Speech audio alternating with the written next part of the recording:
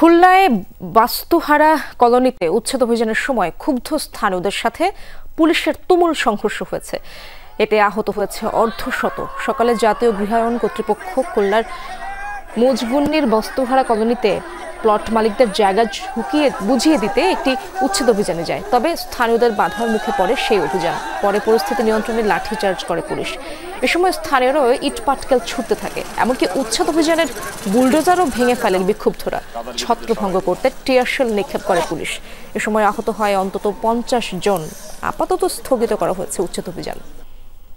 সন্ধ্যার সময় যখন মাইকিং করছেন, স্যার আমাদের তো কিছু আসবাবপত্র আছে, আমরা এখানে দীর্ঘ 45 বছর থাকি স্যার, আমাদের সেই জায়গাটা দিক, আমরা সেখানে চলে যাব, নিজেরাই বাড়িঘর করে বসবাস করব, এই জায়গার মালপাতি নিয়ে আমরা চলে যাব, জায়গা খালি করে দেব, জোর করে করা লাগবে না।